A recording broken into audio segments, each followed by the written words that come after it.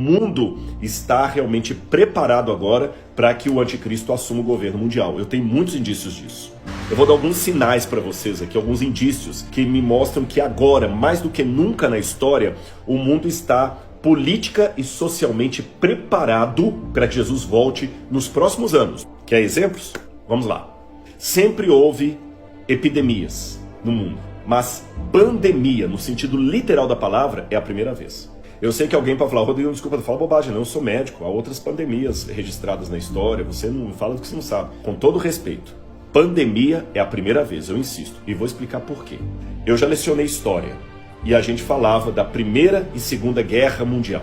Mas, literalmente falando, não foi uma Primeira Guerra Mundial, porque nem todos os países do mundo estavam envolvidos. Nem a Segunda Guerra Mundial foi de fato mundial, apesar de ter esse título. Tá certo? Apesar de ter esse título. O Sudão não participou da Segunda Guerra Mundial. A Nigéria não participou da Segunda Guerra Mundial. O Nepal não participou da Segunda Guerra Mundial. A Índia não participou da Segunda Guerra Mundial. Então a Segunda Guerra Mundial, aliás, ela foi ambientada na Europa. O Brasil mandou expedicionários para a Segunda Guerra Mundial, mas aqui não teve uma bomba que caiu aqui. Nenhum cidadão brasileiro teve que ter uma casa derrubada por uma bomba que caiu do céu. Então a Segunda Guerra Mundial não foi de fato mundial.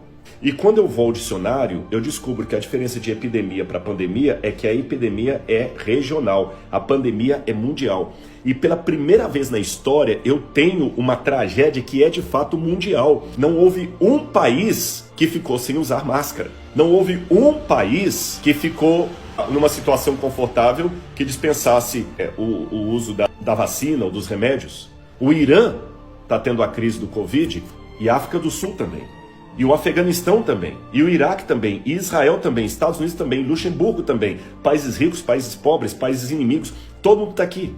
O discurso é para todos, ou seja, agora eu estou falando de uma pandemia literal. Segunda coisa que é característica desse mundo, agora pela primeira vez na história, está se desenhando uma ideia de uma economia mundial. Por mais que os de esquerda não gostem dos de direita, os de direita não apreciem os de esquerda, não gostem também, por mais que uns prefiram o presidente Trump, por mais que outros prefiram o Biden, por mais que alguns sejam católicos, outros protestantes, por mais que alguns sejam muçulmanos e outros judeus, não interessa. Ainda que o Irã queira odiar Israel e tenha o domínio do petróleo junto com a Arábia Saudita, não interessa. Ou o mundo unifica a economia dele ou vai rachar. Não é questão de quem gosta ou não gosta, não tem outro jeito.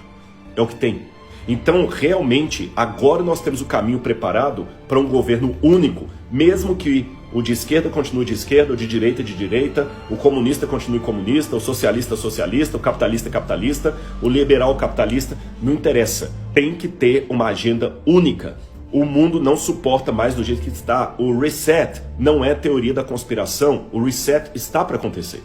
Então, gente, eu olhando para o mundo, essa é a ênfase que eu dou nos sermões, o mundo tem realmente um cenário prontinho para que o anticristo previsto em Apocalipse 13 comece a atuar. Eu tenho certeza acadêmica disso, de estudo. Agora, preste atenção, porque agora que vem um ponto principal. Se o que eu vou revelar daqui a pouquinho não acontecer, sabe o que pode ocorrer? Deus vai suspender esse processo, não vai permitir que ele vá avante, e daqui a 150 anos, alguém que estiver vivo no meu lugar vai estar apontando para outra realidade e achando que é ali que está perto da volta de Jesus. Sabe por que eu digo isso? Eu espero que seja claro para vocês onde é que eu estou querendo chegar. Quando o povo de Israel foi liberto com mão poderosa de Deus do Egito, Canaã já estava pronta para recebê-los. Eles podiam chegar em Canaã com 40 dias, ou até menos. Um mês e pouco, eles chegaram em Canaã, tranquilos. Então, se eu fosse olhar com linguagem profética ou apocalíptica o que aconteceu, depois de séculos como escravos no Egito, chegou o momento em que Deus poderia agir, e ele agiu. Ele trouxe Moisés, deu as pragas, olha os sinais da libertação. Imagine agora o êxodo como sendo uma espécie de volta de Jesus para os hebreus do Egito, tá bom? Vamos imaginar assim. O êxodo, a libertação, é a volta de Jesus para eles. Antes ali, o que aconteceu? O faraó assume, Moisés volta do deserto, tudo pronto, volta do deserto.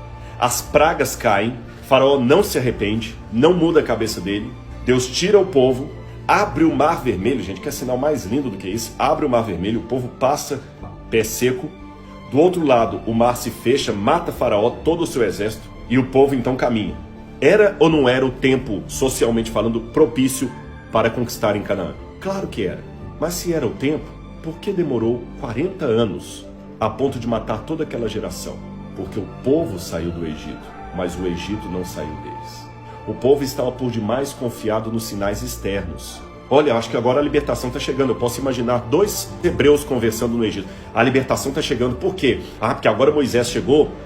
Aí o outro falou, não, é verdade, é verdade. Os egípcios estão lá desesperados, com piolhos que eles não estão mais aguentando. E o outro, aí você ficou sabendo o que aconteceu no Nilo lá? Diz que uma parte do Nilo lá está toda em sangue. Eles não conseguem beber água lá, tem que trazer água de fora. Nossa, a libertação está chegando. A ênfase era grande. E a certeza também. Mas qual o erro?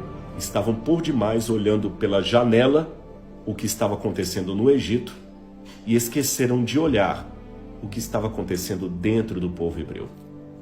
Então, embora profeticamente eles tinham condições de já estar na terra prometida, em um mês precisaram há 40 anos para que isso acontecesse.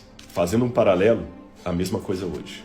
Esses eventos que eu dei para vocês aqui de globalização, de mundo unificado, me indicam que nós estamos como os hebreus ali na Páscoa. Estamos na iminência de Jesus voltar. Eu acho que pode acontecer em qualquer momento. Mas se eu ficar demais olhando pela janela o que acontece no Egito e não observar o que acontece aqui dentro, pode ser que mesmo libertos, a gente ainda fique 40 anos vagando nesse deserto do mundo e Jesus não voltou.